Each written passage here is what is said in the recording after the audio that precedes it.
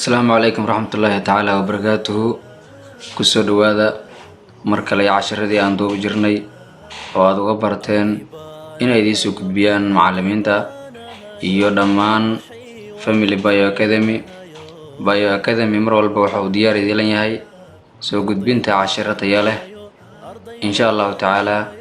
afarta fasal ee galaaska 12aad ee scientific ah ayaan ku soo gudbin doonaa hadii Ilaahay yiraahdo. maanta inta halkan waxaan kaleena hadii Ilaahay yiraahdo casharka chemistry-ga casharkiisa saddexaad ayaan halkan ku duubi doonaa Ilaahay idinkiis. waxaan jeclaan lahaa marka inaad waxyaabaha aad aad ugu dhibsado ama qofka bartaha ama qofka bahda waxbarashadaba waxalaalo wixii xoogaa aad istiraahdo waa adeegin ama waa xoogaa qaab kale ay ahaydeen inaad qaybta comments-ka iyo waxyaabahaas aan uga wadaagtaan insha Allah taala. halkan waxaan ku soo gudbin doonaa casharkeennii saddexaad ee chemistry-ga galaaska 12aad ayaan ku soo gudbin doonaa Ilaahay idinkiis. chapter-kii koobaad ayaan wali ku wada jirnaa insha Allah taala. chapter-ka koobaad waxaan ka soo hadalnay chapter 1 hydrocarbons ayaan ka soo hadalnay. waxaan ku soo xijinay classification of hydrocarbon ayaan ku soo xijinay. waxaan sidoo kale ku soo xijinay alkane ayaan ku soo xijinay. dabcan ciwaanka maanta ama casharka maanta aan ku jirnaa waa qayb kamid ah alkane-ka qayb kamid ayuu noqonayaa. Ilaahay idinkiis maanta waxa halkan ku baran doonaa ama aan wax ka sheegi doonaa hadii Ilaahay ka dhigo sida loo magacaabo alkane-ka. waxaan soo baranay alkane-ka inta loo qaybiyo qaybihiisa mid walba qaab waxa sida u yaalo iyo wax walba waxa la yiraahdo casharka hore ayaan ku soo baranay. maanta halkan waxaan ka galeynaa Ilaahay idinkiis alkane-ka sida loo magacaabo ayaa halkan ka galeynaa hadii Ilaahay yiraahdo. alkane-ka marka la magacaabayo meeshan shuruudo badan wuxuu leeyahay marka la magacaabayo sida caadiyan qodobo la raacayo ayaa jiro oo mashruudo la raacayo ayaa jiro marka la magacaabayo. balse intaana magacaabin ka hor magacaabitaanka qaybta magacaabitaanka intaan u gudbin ka hor bal aan isla fiirino hor dhac yar oo aan ugu talagalnay ardaygu inuu ku fahmo kadibna hadii Ilaahay ka dhigo aan bal qaabka loo magacaabayo aan isla aragno. generally waxa la leeyahay the names of alkanes magacyada alkane-ka containers waxay ka kooban yihiin prefix ayay ka kooban yihiin horgale ayay ka kooban yihiin. horgalahaas which indicates oo cadeynayo the number of carbon atoms horgalahaas oo cadeynayo inta carbon atom and suffix iyo gadaalgale oo lagu magacaabo ein which signify the alkane family kaas oo isna cadeynayo waxa aan ka hadlaynaa ama meesha la joogo inuu alkane tahay. warkan koro hadii aan soo koobo laba qaybood ayuu ka kooban yahay alkane-ka marka la magacaabayo. labada qaybood oo kala ah prefix iyo suffix. prefix-ku mar walba wuxuu muujiyaa ama uu cadeeyaa number of carbons halka suffix oo ein ahna isna uu muujiyo kaliya in ay tahay waxaan ka hadlaynaa alkane inay tahay ayuu noo sheegayaa leeyahay. tusaalooyin ayaa meesha noogu yaalo methane iyo ethane iyo propane ayaa noogu taalo.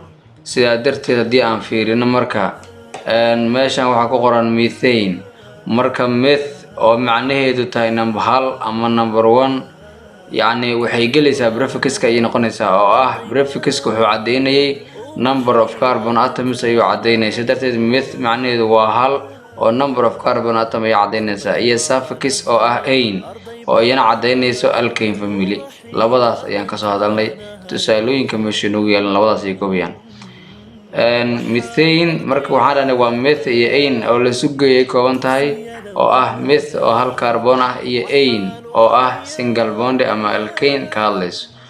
waayahay waxaa noogu xigtay ethane macnaheedu waa 2 sidaa darteed which indicated the number of carbon atoms ayaa meesha noo taalo prefix ay noqonaysaa halka ein ay iyana cadeynayso alkane family.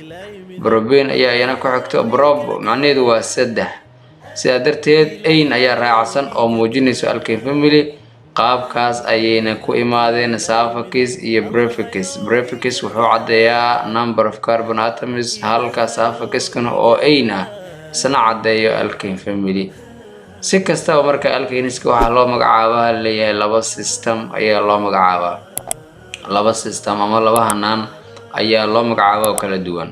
labada system midna waxaa leedahay common system ama trivial system midna waxaa la yidhahdaa IUPAC system ayaa la yidhahdaa. waaya mid aan aragno marka. halkan waxaa inoogu qoran trivial system ama common system. waa isku mid, waa magac Greek ah ama magacyo hore oo la adeegsan jiray waaye, lana marka la rabo in la magacaabo alkeenka ayaa la isticmaali jiray. sidaa darteed in this systemka kani alkeniska are named waa la magacaabaa using iyadoo la isticmaalayo three terms, saddex qaybood ama saddex ashyaa iyadoo la isticmaalayo ayaa la magacaabaa la leeyahay. saddexdaas waxay kala yihiin number A ama kow waxay noqonaysaa normal iyadoo normal ahaan loo magacaabayo, iyo iso iyo neo.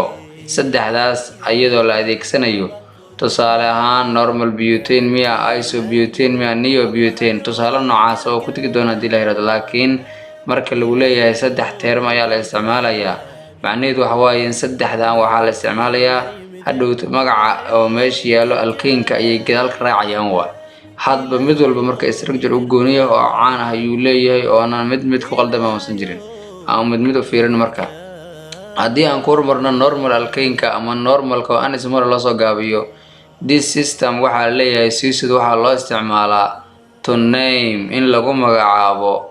this systemka kani sisid waxaa loo isticmaalaa in lagu magacaabo straight chain alkeniska straight-ka ah oo wax haba yaraatee branchi aan lahayn. alkeniska noocaas in lagu magacaabo normal ayaa loogu talagalay ama loo isticmaalaa. sidaa darteed meesha waxaa noogu qoran afar carbon waxaan aqoon jirnay but oo afar ah iyo ain oo ah alkene family. markii la isku qabtana butane ayay noqonaysaa. sidaa darteed butane markii aan normal ku magacaabno n butane ayaa leenahay oo u taagan normal butane ay u taagantahay. marka يعني straight chain marka la joogo baa la isticmaali karaa ama la magacaabi karaa leeyahay. B aanu imaana marka iso waxa leeyahay iyadana waxa leeyahay this systemka kane is used waxa la isticmaalaa to name, waxa loo isticmaalaa in lagu magacaabo alkenis ayaa la rabaa in lagu magacaabo ama loo isticmaalaa in lagu magacaabo in which cause hal methyl group ayaa waxay ku dhagan tahay kaarboonka labaad ee silsilada. markaas waxaa leeyahay iso alkane. tusaale ahaan isobutane meesha noogu qoran kaarboonka koobaad kaarboonka labaad ayaa waxaa ku dhagan hal methyl group ayaa ku dhagan. waa tan inta kusoo sheegnay. waxaan dhahnay systemka kan waxaa la isticmaalaa alkeenka. this system waxaa loo isticmaalaa to name in lagu magacaabo alkeniska in lagu magacaabo ayaa loo isticmaalaa. waa goormo marka which one methyl group marka hal methyl group ay ku dhagan tahay second kaarboonka labaad ay ku dhagan tahay of the parent chain ee silsilada. marka iso alkane qaabkaas in loo magacaabaya. marka tusaale isobutane qaabka loo magacaabay waa tan kaarboonka koobaad kaarboonka labaad. dabcan meeshan kaarboonka labaad waa aragtaa waxaa ku dhagan isobutane yani methyl group ku dhagan hal methyl group ayaa ku dhagan. sidaa darteed waxaan leenahay waa silsiladan waa isobutane aan leenahay. markaas magacaas aan u bixinaa oo isobutane. waaya waxaan u fiirinaa halkan waxaan gelina marka neo aan fiirinaa iyadan. neo waxaa leeyahay this system waxaa leeyahay sisid waxaa loo isticmaalaa to name in lagu magacaabo alkeniska in which cause two methyl group laba methyl group ayaa attached waxay ku dhagan yihiin to the second carbon of parent chain. waxay ku dhagan yihiin kaarboonka labaad ayaa waxaa ku dhagan laba methyl group ayaa ku dhagan. sidaa darteed kaarboonka labaad markii laba methyl group ku dhagto waxaan leenahay waxaan aqoonsanaynaa neo ayaan leenahay silsiladaas neo alkane. tusaalehaan qaabkaas aan magacaabaynaa silsiladaas marka kaarboonka labaad wuxuu doona noqdo kaarboonka labaad markii laba methyl group ay ku dhagto dhankan laga qabsado laba methyl group markii ku dhagto waxaan leenahay silsiladaas ama straightkaas waxaan aqoonsanaynaa neo alkane ayaan leenahay. marka saddexdooda waxay ku kala duwan yihiin. midna waa straight oo wuxuu ahaa normalku wuxuu ahaa straight ayaa la isticmaalaa. markuu straight alkane ayaa loo isticmaalaa. halka isogana uu ahaa kaarboonka labaad hal methyl group ayaa ku dhagan. halka neoga ama halka hadda aan ku jirnana uu yahay isagana kaarboonka labaad laba methyl group ayaa labada dhinac kaga kala dhigan. intaas ayay ku kala duwan yihiin. silsiladan marka waxaa magacaabaysaa neopentane ayaa leedahay. halkan waxaan ka gelinaa marka ilaahay idamkiis ayubag name ama ayubag system ayaan la gelinaa. ayubag waa ereyo lasoo gaabiyey, dabcan waxay leedahay shuruuc, inkastoo qeybo ka mid ah aan afka ka sheegi doono markaan sabuurada tagno aan sharaxayno haddii la yiraahdo. inta ugu muhiimsan ayaa kusoo qornay insha allah. marka ayubag system, ayubag waa ereyo lasoo gaabiyey, waxaana laga soo gaabiyey International Union of Pure and Applied Chemistry ayaa laga soo gaabshay.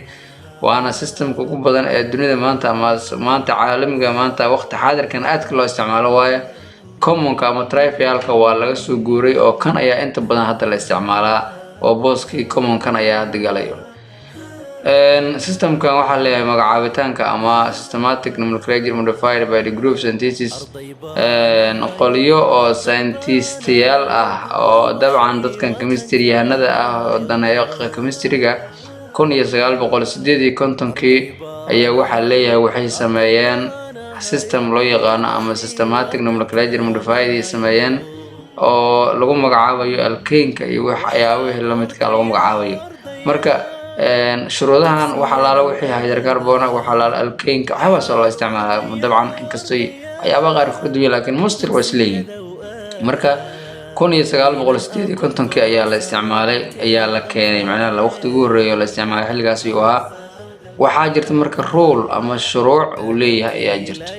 ayubag rules ayaa jirta for naming alkenes. tusaale number 1 oo kaleeto number 1 oo kaleeto waxaa laga rabaa markaad ayubag aad magacaabayso in aad determine inaad go'aamiso the parent and side chain of the molecules, inaad go'aamiso silsilada dheer iyo tan branchiga oo side-ka cashirka ka horeeyay ku baranay parent chain iyo side chain ku baranay. parent chain wuxuu ahaa mar walba longest chain ayuu ahaa, side chain iyana wuxuu ahaa mar walba shortest chain ayuu markaas ahaa.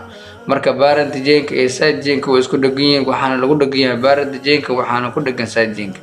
sidaa darteed waxaa leenahay determine waxaad go'aamisaa the parent and side chain of the molecule waxaad go'aamisaa. waa qodob koowaad.